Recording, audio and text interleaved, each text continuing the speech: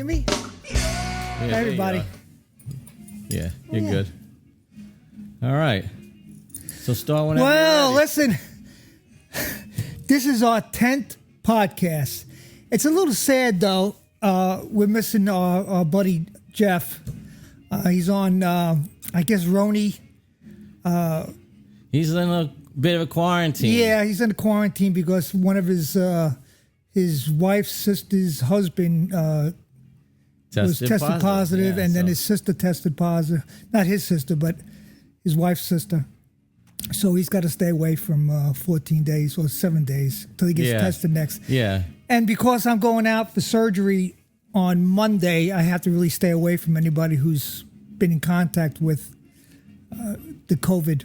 Yeah, Jeff pandemic. tested negative. Yeah, exactly. But we didn't want to take any chances. He's got to stay in like a self-quarantine for a week. I'm sure everybody out there knows at least one person this has happened to. So it's bittersweet. We're celebrating our 10th episode, but without 1/3 of Greene Street. Exactly, really. exactly. And as far as this stuff goes, Jeff, he had to come in and set most of it up because we don't really know how to.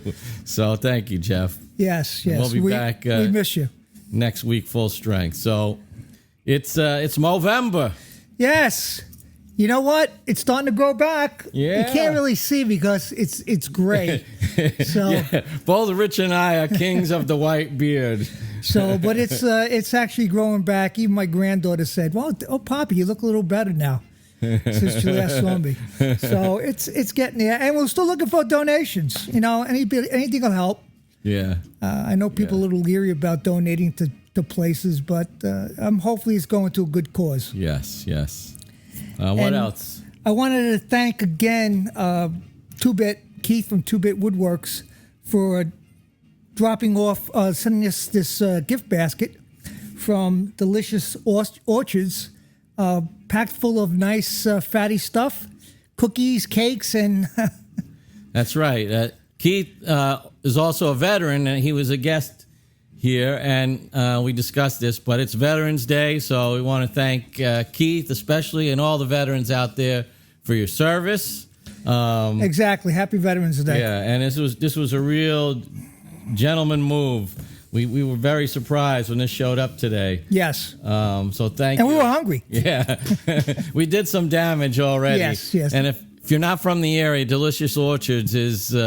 they have a lot of really, really fine pastries and produce and things like that. They're pretty well known around here for especially good stuff. So we're going to get rolling with that. Yeah, we have a lot of questions. We're not going to do our tip. Well, we're staying with our typical podcast, but we're going to change it around a little bit because we have no guests today, so there's no 20 questions to throw at them. Yeah. So we're going to start with the beer of the week, and unfortunately, I went to the Food Town next door, and their selection is pretty slim. So I went with something that it's a little foreign, and we'll see how it is. Yeah.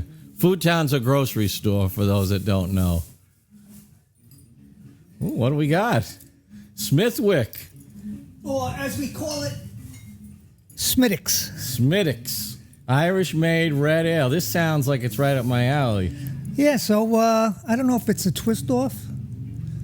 Nope, we need to use the bottle cap gotta get opener the that we bottle got cap from Keith at 2-Bit. Oh, yeah.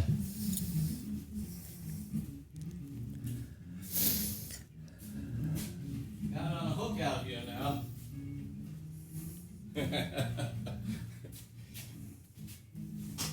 For those of you who are watching, Keith made us this really, really sweet bottle opener. Yes. As a gift. So, thanks And that's again. why I had to buy bottles this week.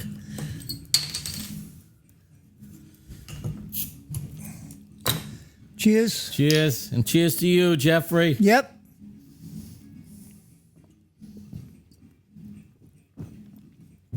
Yeah. I like. Yep. So, we've kind of touched on where is Jeff? That's exactly it. As I said, it's unfortunate, but shit happens. And we're going to go straight to the topic of the week, which was inspired by a question from Jasper in Lone Pine, Tennessee. because it really dovetails nicely into this. Exactly. I like that word, dovetail. Yeah. What's the question, Rich? You want to read it? How do you stay positive during these times of COVID and quarantines? You know what? That's a really good question because I guess it's getting to the point right now where it's starting to get really frustrating for everybody. How long's it been? Since March, we've been stuck with all this. So we're going on 8 months now, right? 8 months, really not any. Luckily, we had work before the pandemic hit that carried us through the pandemic, basically. But now we're at a standpoint where we have a lot of work, bids out there, but nothing's coming in. Yeah, we got a few small jobs that were just to keep us moving, but nothing substantial. Everything big has been kind of put on hold till the spring, I bet. But you know what? Staying positive is the key. If you're working with a bunch of people that you enjoy working with, you can stay positive that way. Talk to somebody. Talk to your wife, your spouse, your other half. Share your feelings. Tell her what you're feeling, and don't keep it to yourself. Reach out to other people that other woodworkers out there. You can reach out to us if you want to get some positive information or some positive feelings. Yeah, I know it's tough, but you got to hang in there. Yeah. And actually, we'll be touching on this whole concept of this whole COVID quarantine during the rest of the podcast with a couple of other various questions. Yeah. So it's not easy. It's definitely not. But it sounds simple. But it is a bit of a choice. I mean, we have to make a choice to be positive, and it's easier when we all work by ourselves at one point in time, and it's much more difficult. But with the three of us here, and today the two of us, it's easier because if somebody's having a bad day, the others will kind of chime in, kind of egg them on to be a little bit more positive. And then you kind of got to allow it to be what it is. Somebody's got to get through that irritability on their own. So we let that happen too. But exactly, you learn how to stay away, and you learn how to intercede. Intercede, is that the word? Yeah, that's a pretty good word there, Rich. Yeah, you know what? I'm getting smart in my old age. Jasper, that's a great question. How do you stay positive? We don't have, the pat answer, but it's a choice for us, and we're constantly working at it. Exactly. All right. Exactly. Things are going to get better. We got a new president. Yeah. Hey. The virus will be gone. All right. We're already at the tool of the week. Exactly. What did you left it over there? Know what? Because I used them. Yeah. I had them all set up, but I used them. Keep everybody occupied. Well, as I said, it's a pretty dreary day out here today. I guess that hurricane that was out in Florida is affecting us now. It's just a miserable, rainy day. But that makes it even tougher to keep your spirits up. But you do the best you can. Yeah, well, I'm back with the tool of the week. Exactly. And I've been talking about these ever since actually Jeff picked them up. They're made by Microjig, and they're called the grr-rip block.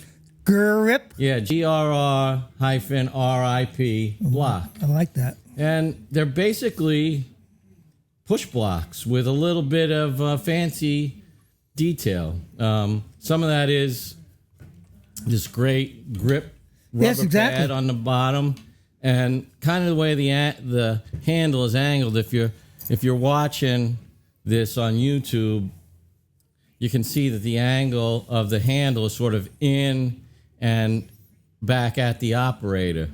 Now, I was kind of skeptical when I saw these, and I've been using like a piece of wood like everybody else as a push block. And where these things really shine for me, and what makes them worthy of Tool of the Week, is when you're jointing. We joint a lot of material. We get all our stuff in rough, as we've said 100 times. Pass in material over the joiner with these, it probably takes 50% less effort, and it actually is a little bit cushioning because of the rubber. I mean, I don't know what we paid for these, but whatever it is, they're worth it. Yeah, they were nice. You guys should check it out by Micro Jig. How many of these beers did we have already? By Micro Jig, Must have the been grip block. Apple cider donuts. Yeah. All right, that's right. Boy, we're rolling through this podcast now. God help us, Jeffrey.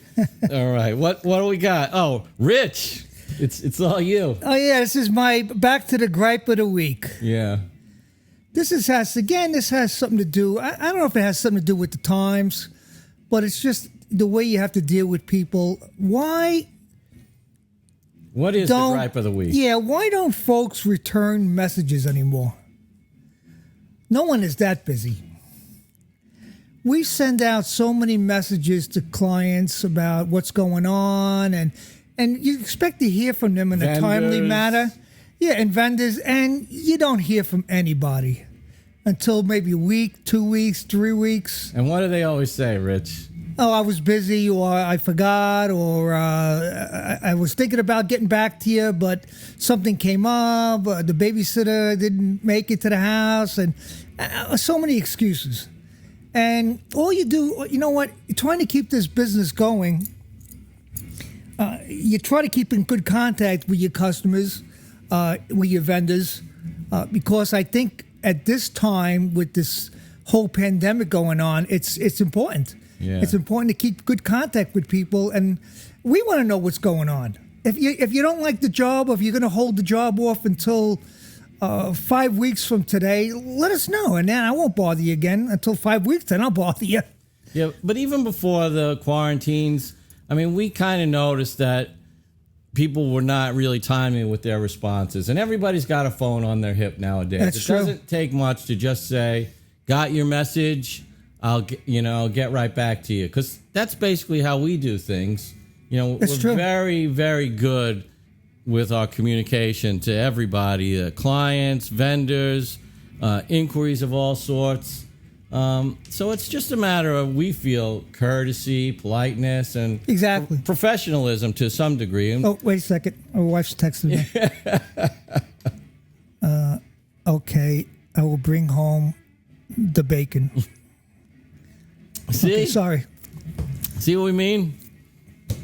All right. So that's a gripe. Yeah. And you know what? I think it's a good gripe.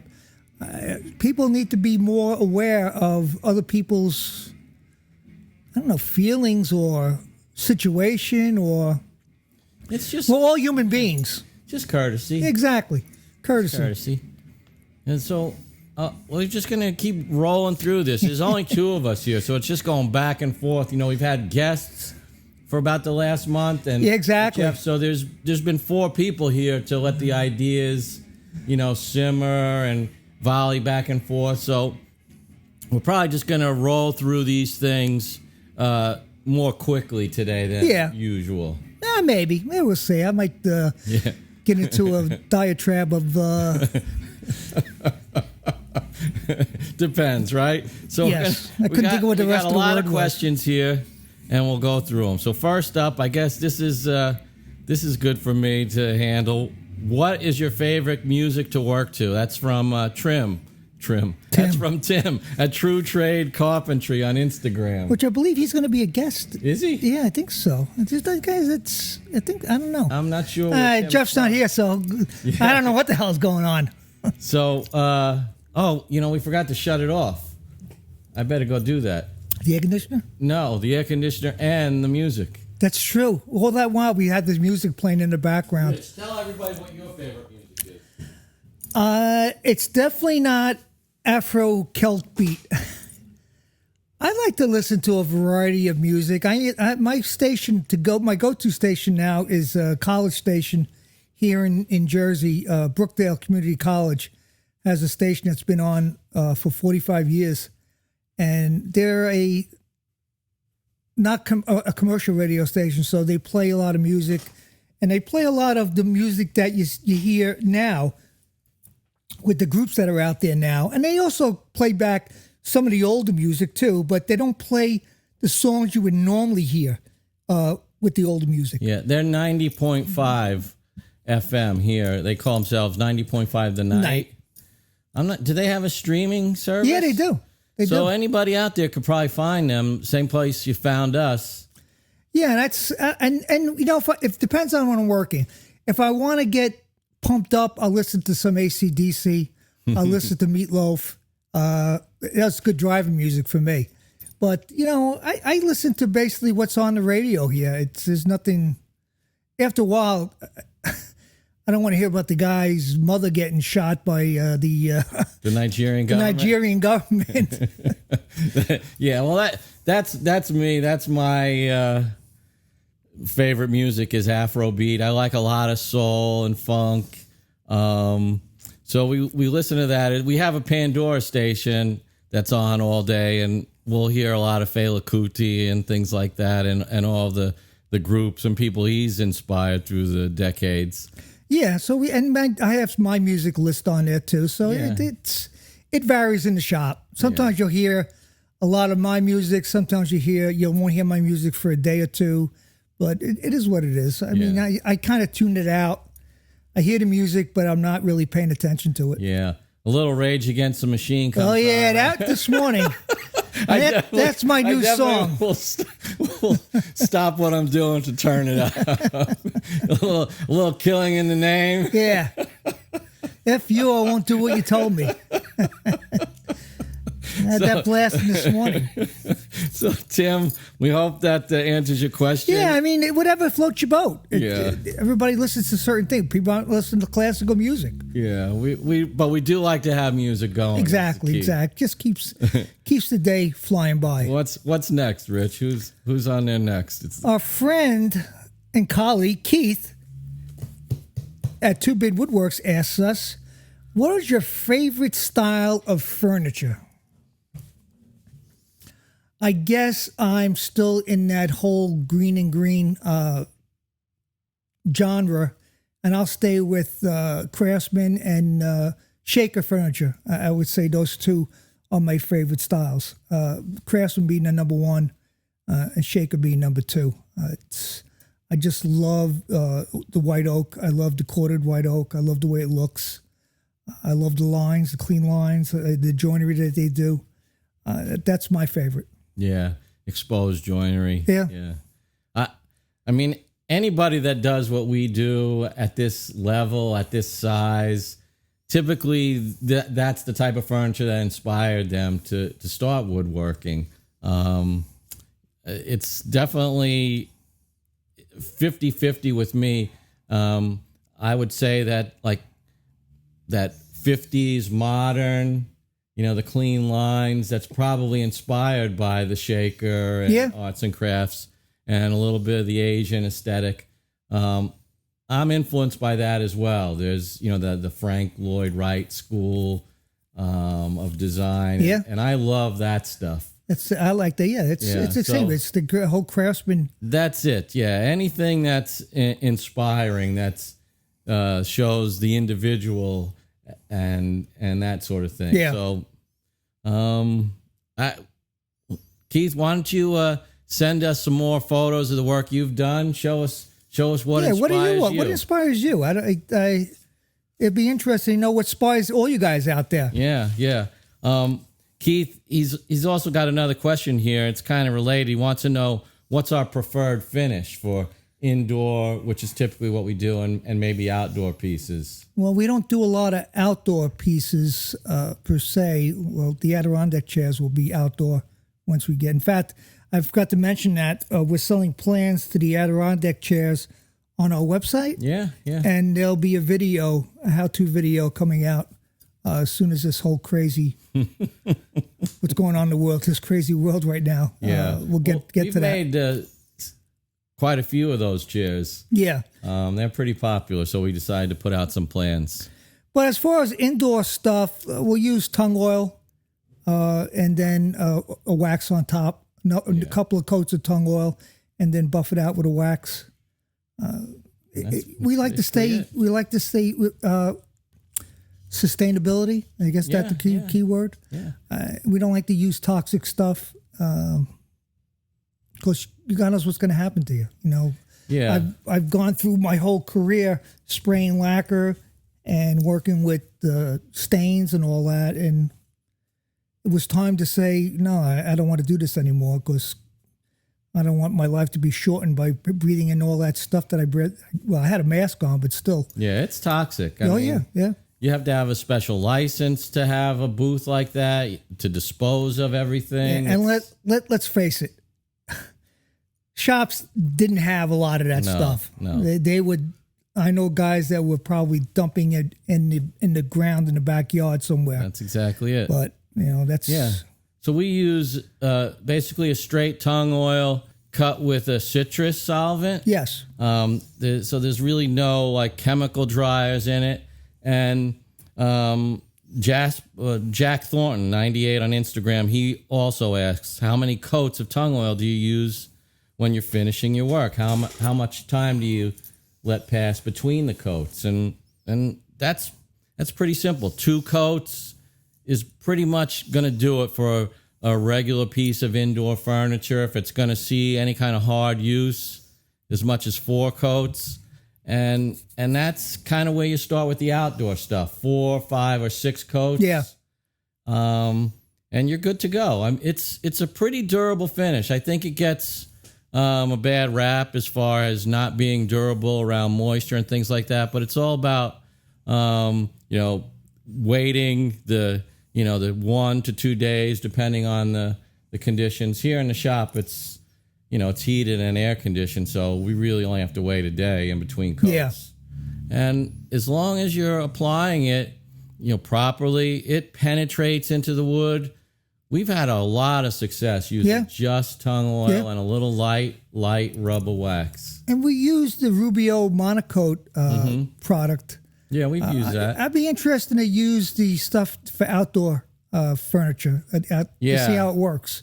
So I'm curious. If we do get an outdoor job, I probably will pick up some of the Rubio Monocoat outdoor stuff and give it a shot. Yeah, that'd be interesting. Yeah, their exterior grade stuff, see how it stacks up. So that covers Jack and Keith's questions. This is a good one. Oh, yeah. What are your thoughts on DIY television? And do you think it's had a positive or negative effect on the trades? That's from Bob L. Hibbity Bibbity on Instagram. Hibbity Bibbity. Well, Hibbity Bibbity, that's a really, really good question. Personally, I think the DIY, I have 2 thoughts on this. One is positive, one is negative. I'm kind of a middle of the road guy. But I think it hurts. How? Not the trade, but I think it hurts the perception of how long it takes to build something. And how much it costs? Exactly. I think the DIY stuff is really not letting you know exactly what goes into building a house, renovating a house, making a piece of furniture. To TV, it's all done in a half hour to an hour show. Yeah. In reality, that's not what it takes. So when people question our pricing and all that, you'll get that question. Well, I see it made on TV, and it only took them an hour, and it shouldn't cost that much. How come you guys cost so much more money? So I think it hurts the trade in those areas. Well, how does it help? I think it also helps the trade because people get to see. It introduces other people to the trades. I guess what got me into woodworking, we wouldn't have a lot of do-it-yourself television shows when I was woodworking. My guy that I follow was Norm Abrams back in the day. That was all there was, and it wasn't called reality TV back then. No, it wasn't. It was called public television. Let's face it, reality TV now is some good-looking guy and some good-looking girl doing something around somebody's house. Yeah. Let's face it. You're not going to have some ugly guy, some ugly girl doing work in somebody's house. No. It's all about ratings. That's a good question. Like, would Norm be a TV star today? I don't know. That's a good question. Could this old house start today with Norm Abram and Tom Silver? Who knows? And Rich Trathui, all the old guys that look like regular guys. Yeah, the guys that hang out at the bar. Right. So, but it's like, and that's my other bugaboo about these reality shows, these DUI shows. DIY. My head somewhere else. Is that they're not giving you a realistic look, because I don't think these people are real. No. You know, I hear stories about some of these shows that the way they do them, that these guys that are doing them really don't have a clue what they're doing. Yeah. But because they're the good-looking guy or the good-looking girl, it makes ratings. It sells the show. That's it. I've had a small amount of exposure to it. Yeah. I was there when Norm came out to film when we were out in Wyoming. So I got to see and meet Norm and the producers and see how they structured the show. And that's about as real as it could get, because Norm is that guy. And more so, he's everything you see on TV. Yeah. And more so. Yeah. The only thing that was staged was the shot. The director would just say, Norm, go over there and do X, Y, Z. And Norm would go, okay. And he'd go over and do it as if he'd been doing it his whole life. And the other part of it is that they want this stuff done in such a condensed time period. Yeah. One time a show called me and wanted a full kitchen, a full custom kitchen, start to finish, in 6 days. Okay. I said, well, that probably isn't going to happen. And what do you think, Rich? If you had to choose on the positive or negative side, would you say it's had a beneficial effect or a negative effect? I think in the beginning it had a beneficial effect. Mm-hmm. I think now it has a negative effect. Yeah. I think there's just too much crap out there on TV. Yeah. And I think in the old days there were woodworking shows. Not only Norm, there was another show on, what that guy with that hat and the glasses, what was his name of that wood shop show he had? Is that the old guy? No, it's kind of younger guy, but he had a show that was on every once in a while, and they showed you things about woodworking. These shows today, they're unrealistic. Yeah, they're unrealistic. And it is a lot of stuff that looks good from far, but is far from good. As exactly. They say. Exactly. All right, that's a good question. Well, I mean, I started as a do-it-yourself myself. You know, when I first did the molding in my house, I was there. And you put it on upside down? With my hands in my belt saying, yep, that looks pretty good. Meanwhile, all I had was a 8-foot table section to work off of. So I had to butt all the pieces together. And I had one of those hand miter saws to cut everything. Yeah, I wish we could see a picture of that. I'm telling you. You could put that in the catalog. Here I am looking up at it, and nothing matched, and the different profiles didn't match. And I was there, yeah, that's me. I did that. What's the next question? Let me see. Monty in Sarasota Springs, New York asks, being your own bosses, how do you stay on schedule? That's a good question, right? Yeah, it can get tough. Being your own boss could mean that you're a little bit more lax with your time. I think if the schedule demanded us to be working 8 hours a day, we would do it. Yeah. But because of what's going on, again, I hate to refer to this whole pandemic thing. Yeah. There's just not enough volume in the shop to keep 3 guys busy. Yeah. So what we did, and we probably going to go back to this, is that we were taking. There was only going to be 2 guys in the shop every single day. The other guy would be off that day. Excuse me. Or doing computer work or doing some accounting work and all that. So there's a lot of that has to get done. Exactly. So this way you're not not everybody's sitting in the shop just twiddling their thumbs, you know, and it's nothing more boring than you're sitting in the shop and not doing anything. It drives me to drink. Yeah. Well, but answer the question. How do we stay on schedule? We do. We just find it. When we have a job, just like that big church job, we stayed on schedule. How? We made a list of things we had to get done a week. In fact, if you look at the board over there, you'll see the last schedule there, but don't read the dates because it's from a long time ago. But we sit down we have a Monday morning meeting, and it's kind of a joke, the Monday morning meeting, but we sit down and we go over what the goals are for the day and what the goals are for the week. Yeah, yeah. Sometimes they could be unrealistic, because you never know what's going to happen. You could mill something the wrong way. You could cut something the wrong way. Excuse me. Or the material. The sander could break or something like that. Yeah. So we're realistic. At the end of each day, we'll just re-figure, re-look at everything and say, well, okay, we had to make some changes here. We'll get this done now tomorrow. We won't get it done like we were supposed to get it done today. Yeah.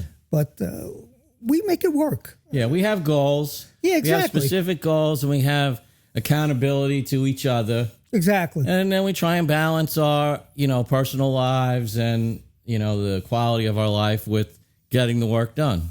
All right. So it's hard, but we do it, and we enjoy what we do. So I think that makes it a lot better. So Jasper, that's Monty. Monty, that was a good question, Monty. Yeah, I'd like to know how you stay on schedule. Yeah, yeah. You want to take the next question? You want me to read it? You could read that next one. All right. Next question comes in from Lou in Union Beach, New Jersey. How do you know when you've collected enough evidence? What is this? I think you got the wrong podcast. I think. Yeah, I don't. What evidence are you talking about? No. Here's a question. This one's definitely appropriate. Millie from San Francisco, California. She wants to know, how do you go about choosing the beer of the week? I test it out in the store when I. Are you one of those tasters? No, I tell you what.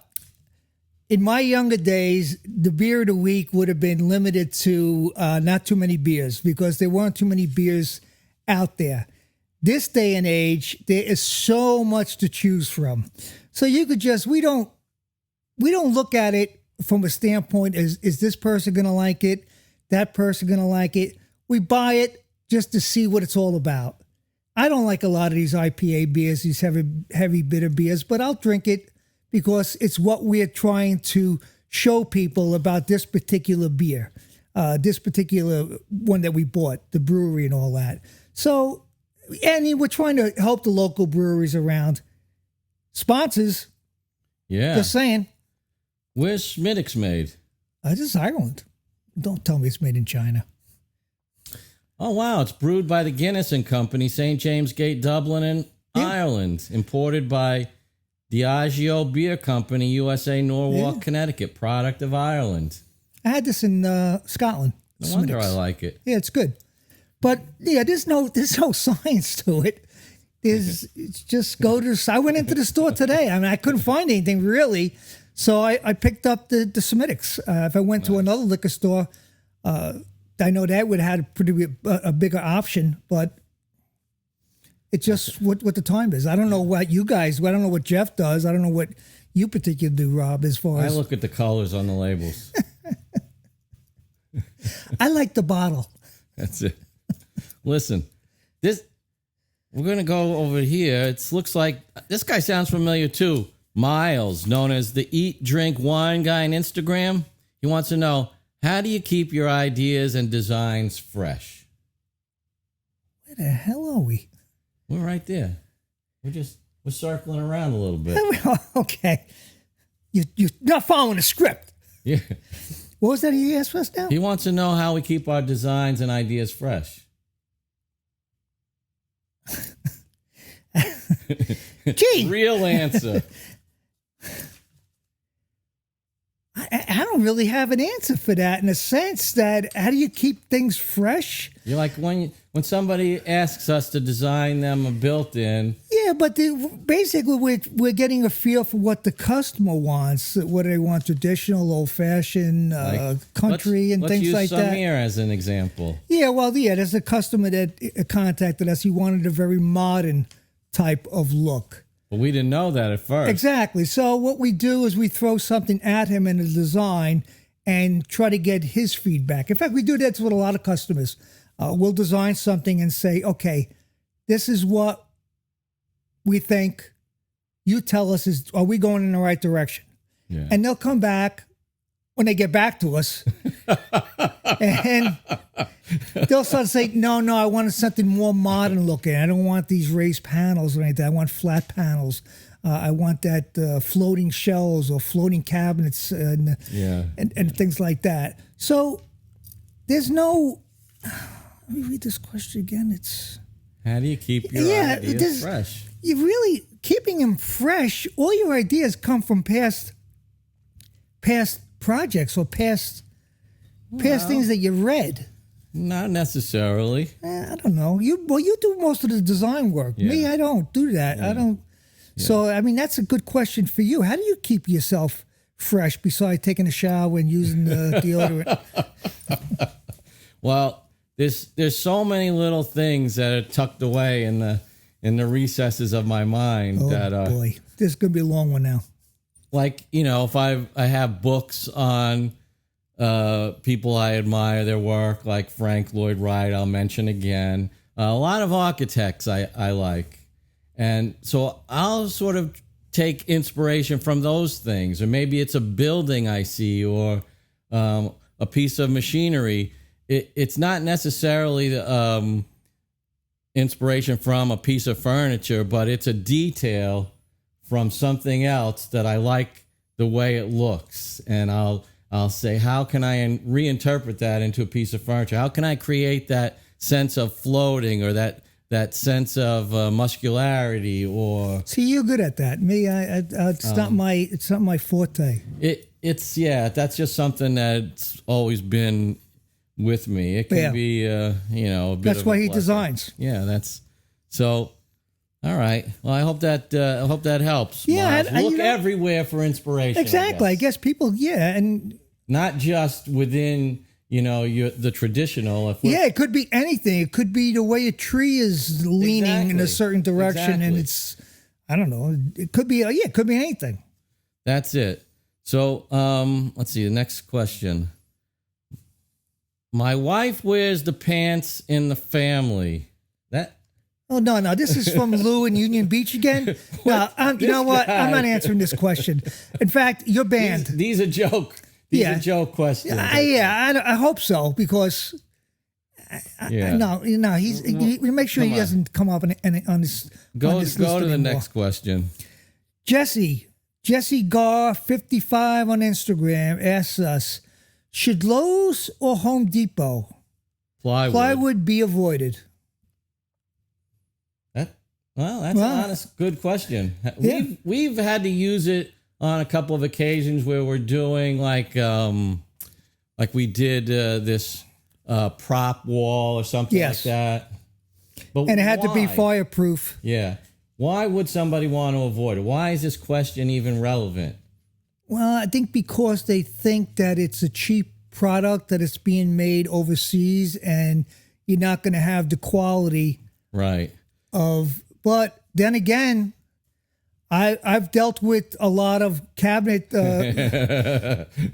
companies that sell plywood, and we've gotten some crap from them too. Well, I'll go a little technical for the answer, and the reason you should avoid it is because there are just too many voids in the plywood. Yeah.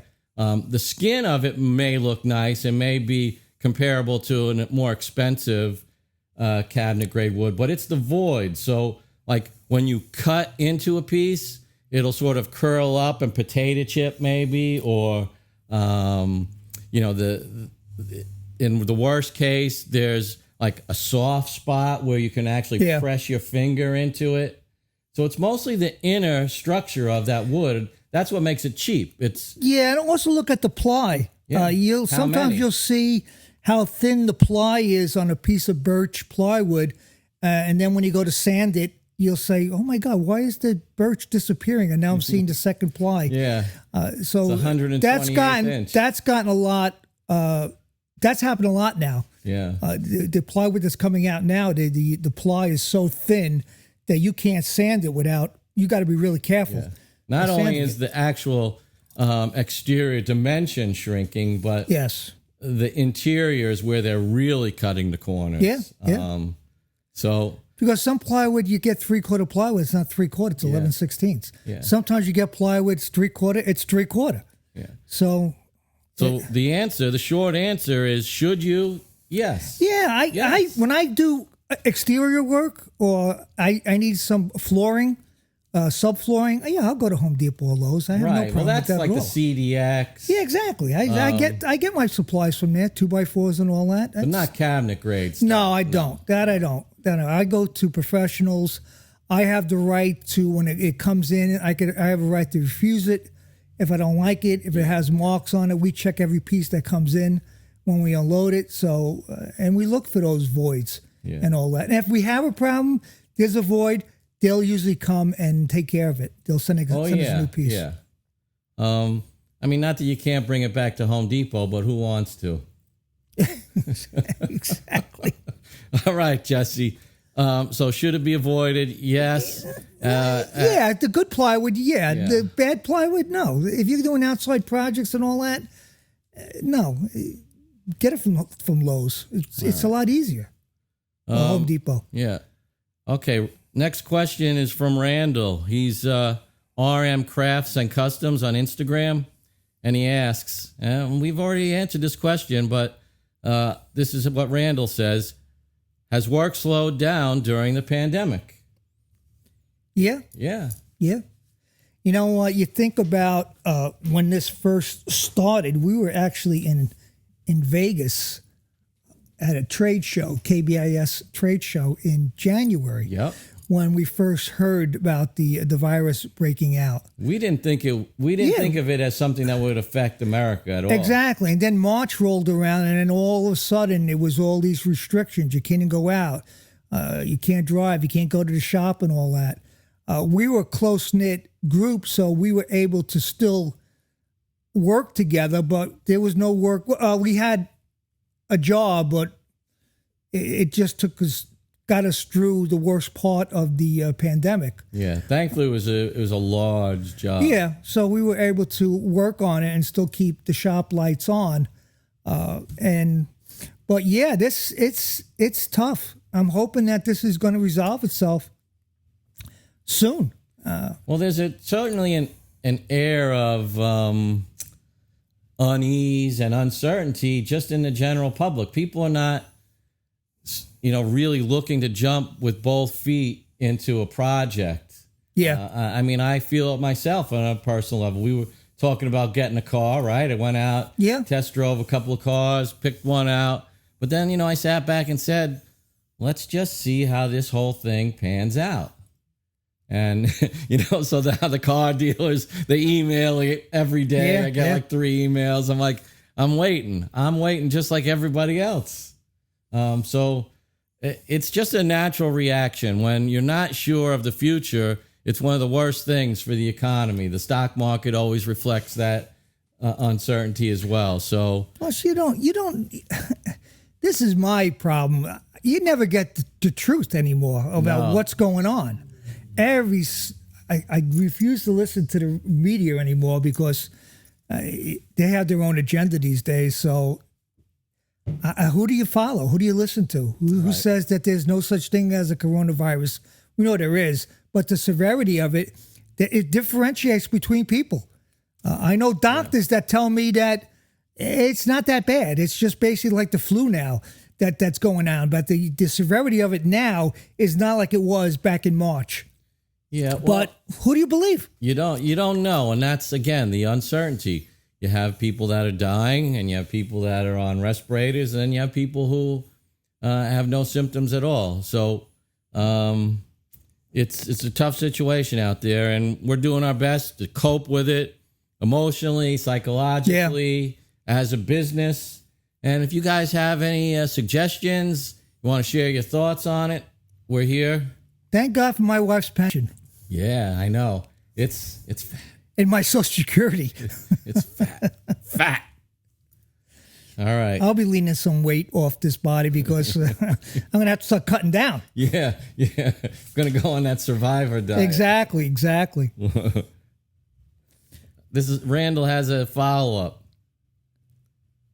He wants to know. If you could change one thing about being a woodworker, what would it be? Huh. Oh. I got to think about that one. I'll let you go first. Who, me? Yeah. No, Jeff. Jeff, you got to answer this question. Well, there's a couple of things. Being a woodworker, there's so much work that is not the glorious work, like the tedious, repetitive stuff, sanding, milling, all the stuff that really adds up to a fine finished product. So there's that end of it. And there's also the business of woodworking. I mean, would you change something there? Yeah, I know. I have an answer for you now. All right. What do you got? If I could change one thing about being a woodworker, I would want to be the type of woodworker that didn't have to worry about your expenses, your money. I just want to build something or build product. Yeah. Or specialize in a specific type of product, whether it's craftsman, whether it's shaker, things that I'd like to do.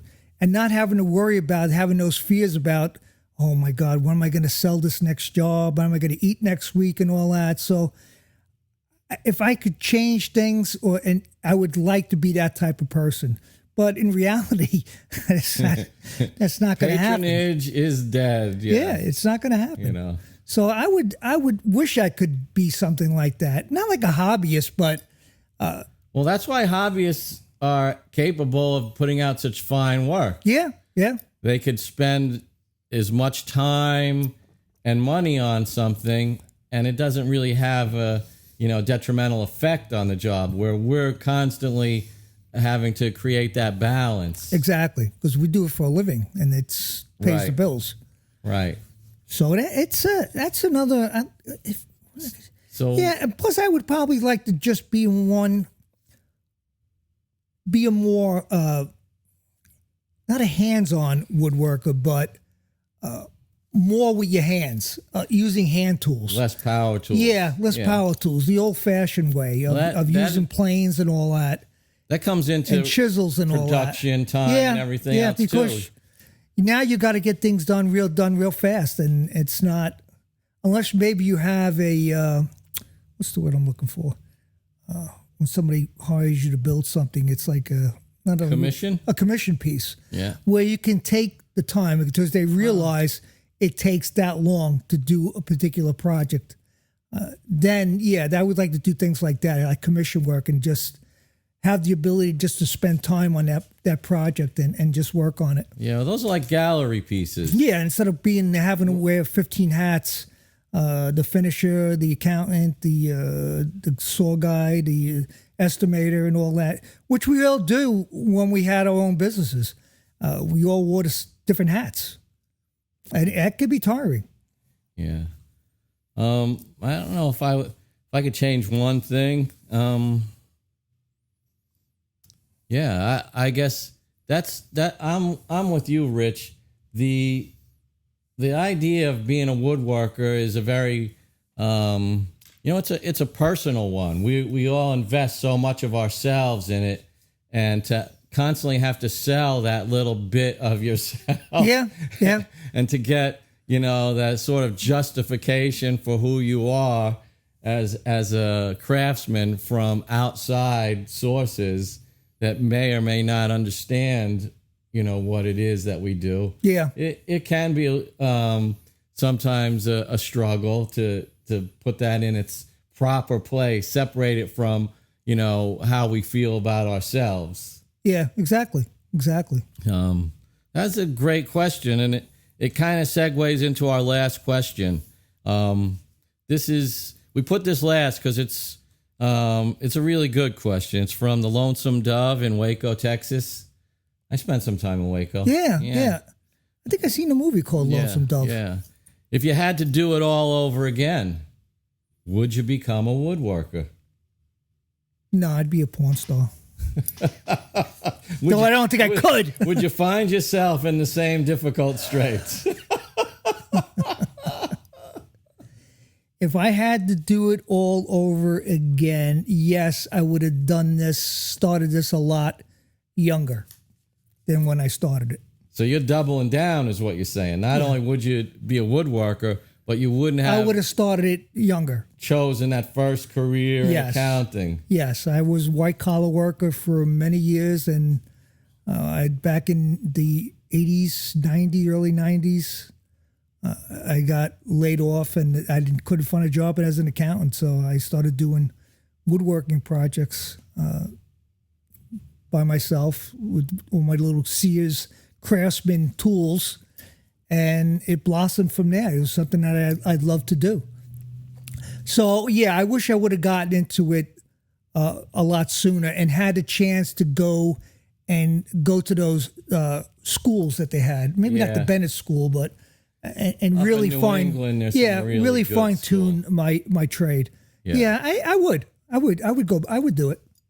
I would stay away from business. I mean, the white collar field. I think there's a need for people doing this type of work. Whether you're an electrician, a plumber, and what do they call that? The not the blue collar, but the trades. Yeah, that's blue collar. That people that are involved in the trades, because people need to get things done.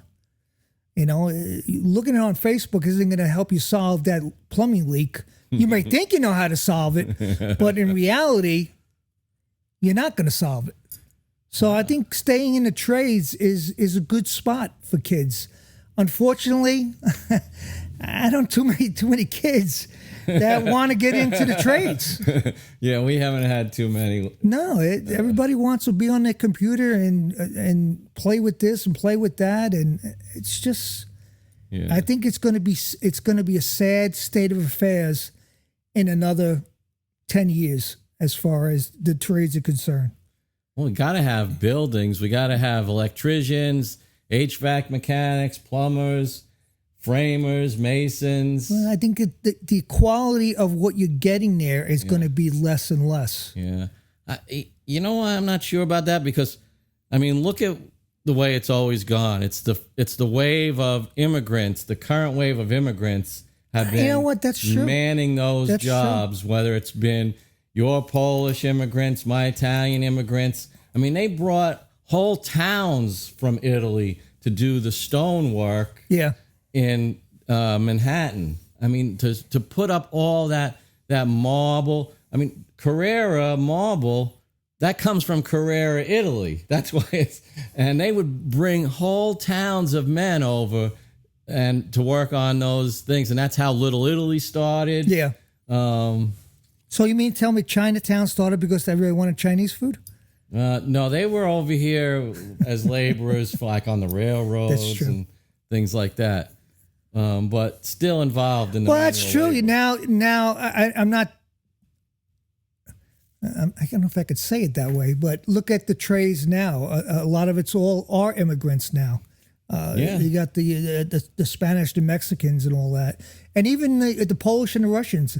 I've known a couple of guys that just from Kearney area that just do construction, and they're just like I call them the Polish mafia. Yeah. But it's. I mean, around here in the Northeast, most Italians are still tradesmen, whether you're tile or construction, demolition. It's still a very common thing. Garbage collectors, funeral parlors. It's true. It's not really a joke. All of like the dumpsters all have an Italian name across the side. Gee, I wonder why. I'm not getting in trouble with anybody. So if I had to do it all over again, let me get out of that. Let me get out of that gracefully somehow. If I had to do it all over again, would I become a woodworker? Well, I was a musician. That was the first thing that I ever did for a living, and I did it for quite a while up until through my 30s. And if I would have been able to make enough money at that, I probably would have stayed at it. I mean, I would have been quite happy to play music for the rest of my life. I only fell into woodworking as sort of like a second choice. I mean, it was a way to sort of exhibit some of my artistic skills and things like that. And I never really thought I could be a woodworker professionally, to have a business. It just happened. And I think, not exactly like you, Rich, but in a similar way, if I would have had a plan and music wasn't in the picture, I would definitely have started earlier. And I wish I would have had some guidance, because I would have liked to have specialized in something. Yeah, that's exactly what I was thinking. I might even gone into timber framing. I'm really, really attracted to that aspect of things. The large joints and the. I just don't want to be known as I've used this terminology. We've had this conversation before about the terminology cabinet shop. Yeah. Oh, people hear cabinet shop, they think you do Formica and laminate and things like that. We're not a cabinet shop. It's not. The term cabinet shop is pretty. There's a big variety there. I like to be specialized, and I think we are specialized in a way. We are, sure. Because what we do is we do special projects. If we were to do 5 Adirondack chairs, I'm sure that within those 5 chairs, there will be something different. 4 and 5 would be improved. We would change it. We'd say, well, maybe we don't like the way this is relieved here. Let's make this design, cut this into it and all that. So that's what's great about being a custom shop. Yeah, because we do that all the time. Nothing is ever the same. Nothing's ever the same. Yeah. Even if you're doing a kitchen. I mean, the boxes are the same, but the style of the cabinet, the style of the doors, it keeps changing, and then that's important for anybody who wants to stay in this business. Is to really just concentrate on being able to do different things. I'm changing my question because I kind of want to specialize. You want to specialize, or you want to be diverse? Yeah, I don't want to be diverse. This is empty, but it's only been one. I know. I'm flumbling now, so I'm gonna have to break open another bottle. Hold on for a second. Rich doesn't know if he wants to be a specialist. No, me right now, I'd rather be a specialist in the sense of doing one of a kind projects. Yeah, well. But I would like to stay within a genre? That genre. Like, say, what? Craftsman, shaker style. Right. So you're not saying, I want to be a specialist in doing I don't want to be able doors or something. No. I don't want to. Yeah. I played around with marquetry. I know I like that. Did a lot of veneer work. Yeah, did a lot of veneer work. I don't mention his name. And and I really enjoyed that work. In fact, it was really, really enjoyable. But I don't know. I just like to be doing something like we do now. I guess that's why I'm still here and not playing golf somewhere or on a fishing boat somewhere. Yeah, we're definitely on the back 9. You're on the back 3 probably. Yeah. So any of you looking for a job, you know what?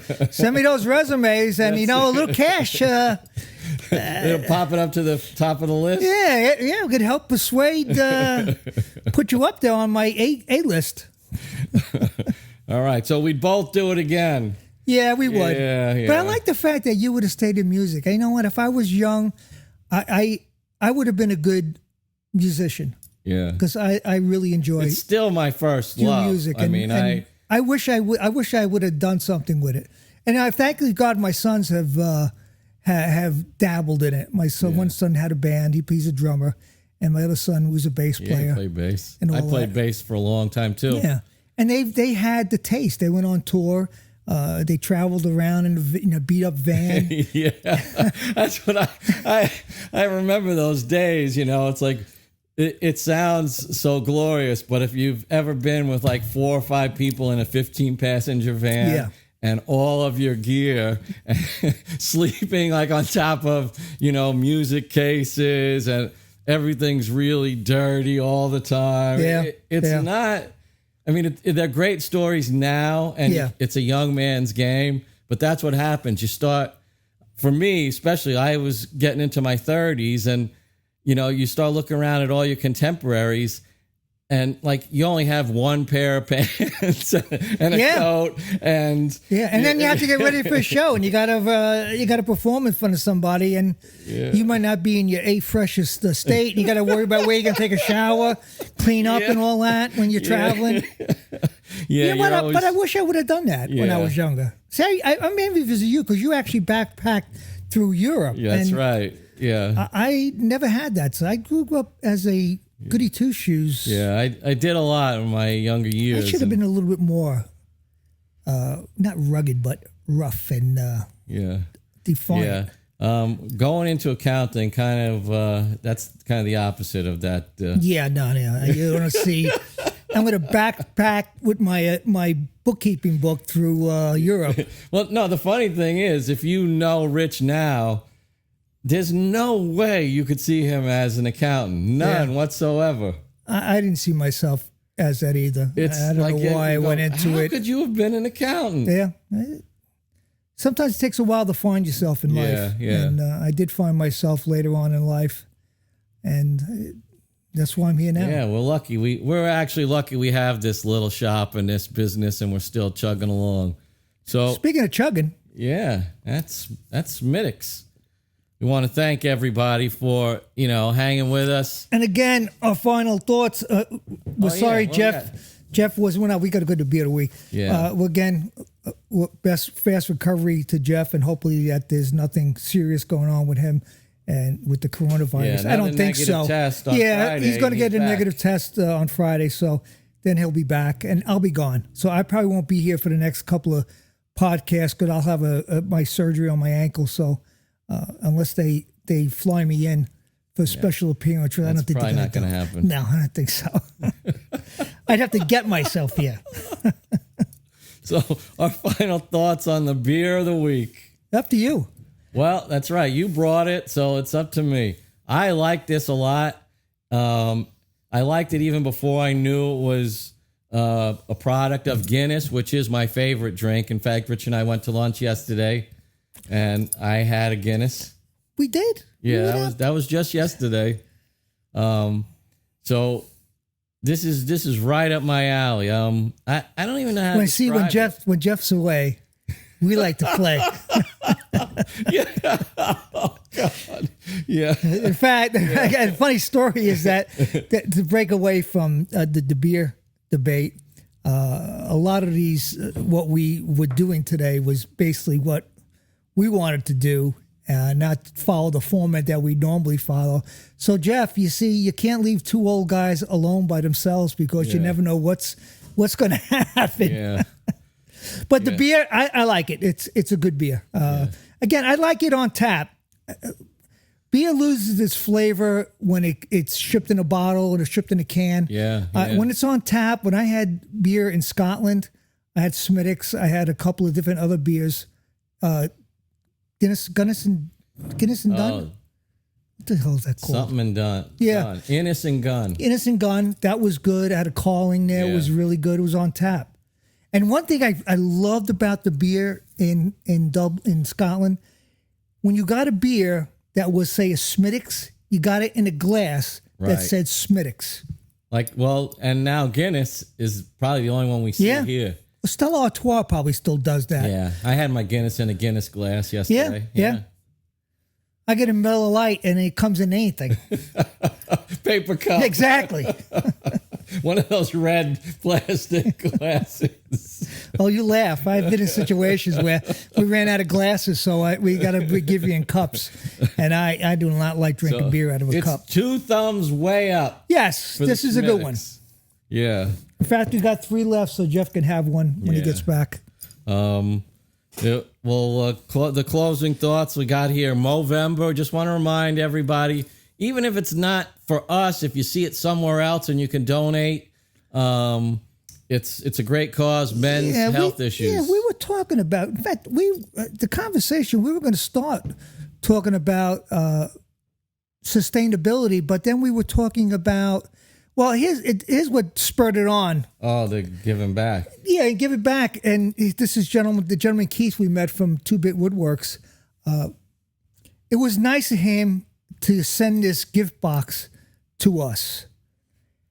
There's no competition between the people that we know and what they do and what we do. Yeah. They're woodworkers too. But there's no competition there. Yeah, all our guests are in the same boat we are. Yeah, and I'd love to see what these guys. There's some so talented people out there. Yeah. Some of these young kids, they're really talented. And we have a talented young guy here, but he's not here right now. Yeah, Jeff. But we don't have a competition with these people. And I like the fact that we can talk to one another and we could banter with one another and send things to one another and have that friendship, that bond. Yeah. Well, it's community building instead of, sort of trying to edge one another out. Yeah, exactly. We're trying to lift one another up. Exactly. So if some guy's having a hard time, they need to use Barry back here, Barry Sander. Yeah, come down. We'll let you use it. So, it's a little fickle at times. But yeah. Barry is, oh boy, he's got a personality. We have spent a lot of money and time on Barry. And heartache. But you know what? A couple of good things came out of it. We've become a very adept group of people are dealing with this type of machinery. So if anybody has one of these machines, we probably know more than the manufacturer does right now. Yeah, that's the Woodmaster. We've taken it down to nothing and built it back up. The support from that place, unfortunately, isn't that great. So, they didn't. In fact, one of the questions when we told them we had a problem with this machine goes, "Well, why'd you buy a used machine for?" Yeah. So that was the beginning and the end of our relationship. Well, that's what I'm saying. We like to talk with other people. We like to meet the other woodworkers out there. Yeah. Because a lot of these are young guys now that are looking to get into the business and looking to start stuff for themselves. Wet Willie, Keith. Wild Willie. I call him Wet Willie. And so forth. And future guests that we're going to have. Jeff knows all those. I don't have a clue who's next. So yeah. Jeff sets it all up. Exactly. Yeah. So thanks again to Keith. Real stellar move here, sending us this gift box, and it's just a prime example of community building and goodwill. And Keith's welcome here at our shop anytime, and check out his work. Yeah, 2-Bit Woodwork. Yeah, 2-Bit Woodworks. He's a veteran. I know he's going in for surgery soon. That's right, the shoulder. Yeah, I wish him a lot of luck and speedy recovery. Yeah, and he's a veteran, so thanks again for that too. Exactly. We got just a little bit of reminder. Check out our plans online on the website for our craftsman style Adirondack chair.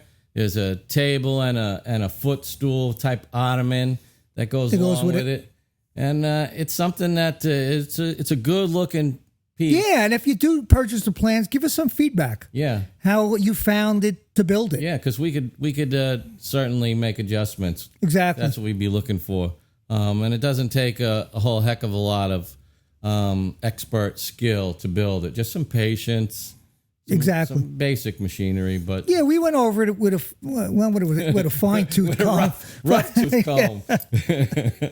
Yeah, it's hard to know because we've built so many of them, so it's hard to know what we're taking for granted. Yeah, exactly. You look at a person and says they're not going to understand what this means, and I had to look at it from that perspective when I reviewed it to say, well, I'm not, if I didn't know anything about woodworking, I wouldn't know what you were talking about here. Right. So we've made changes to it. And I'm sure there's other changes that have to be made. But again, it's up to you guys to let us know. Yeah, we can certainly edit it because everything's, electronic now. So it's easy. So we're going to say arrivederci. Yeah, I can't say that.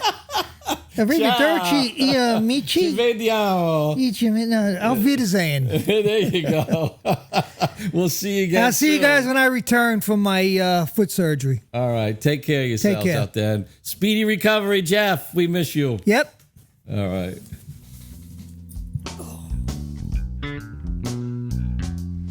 Five